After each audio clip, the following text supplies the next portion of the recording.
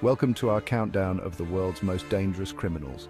These individuals have left a mark on history with their heinous actions and the scale of their crimes. So buckle up, because we're about to dive headfirst into the minds of some of the most ruthless criminals in human history. First up, we got Pablo Escobar, the Colombian drug lord who essentially invented cocaine trafficking as we know it. This dude was responsible for something like 80% of the cocaine that was smuggled into the United States in the 80s. Pablo Escobar, the stories about me are insane. I had private zoos, I bought politicians, I waged war on my own government. But here's the thing, I was seen as a folk hero by many in Colombia. It's like this weird Robin Hood complex, but with mountains of cocaine and a body count in the thousands. It really makes you question the nature of good and evil, you know? Next up, we've got another drug lord, but this one's straight out of Mexico. Joaquin El Chapo Guzman. This dude was the head honcho of the Sinaloa cartel, one of the most powerful and dangerous criminal organizations on the planet. Joaquin El Chapo Guzman. Not once, but twice I broke out of maximum security prisons in Mexico.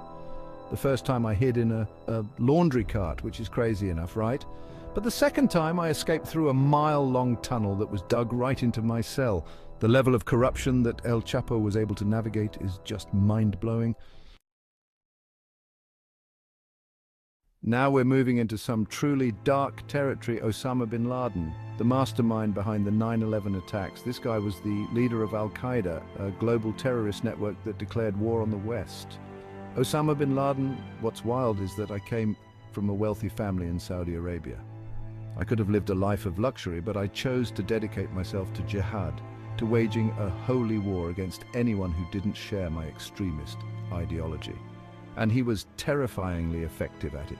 He inspired countless young men to join his cause, to carry out attacks in his name. Now we're going to dive into the utterly bizarre and horrifying case of Charles Manson.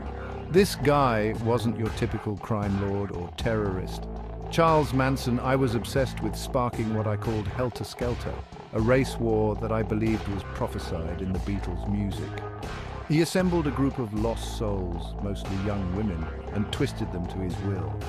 Charles Manson, the Manson family as they were known, went on a 2-night rampage in Los Angeles, brutally murdering actress Sharon Tate and 6 others.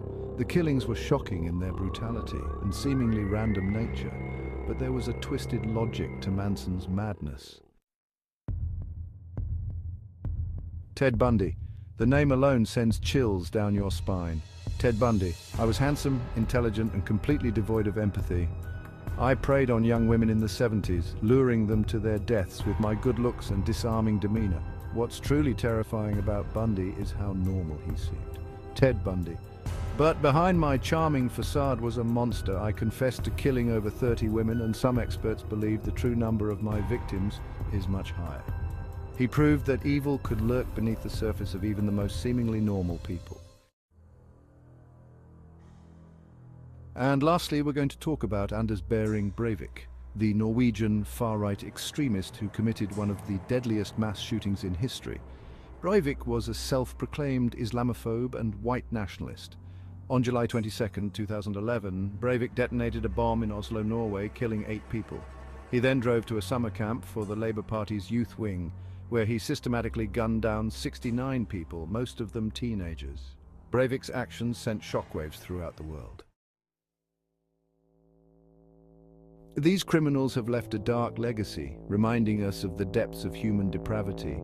From the drug-fueled empires of Escobar and Guzman to the calculated terror of bin Laden, the cult-driven madness of Manson, the chilling facade of Bundy, and the extremist rage of Breivik, these individuals have left an indelible mark on history.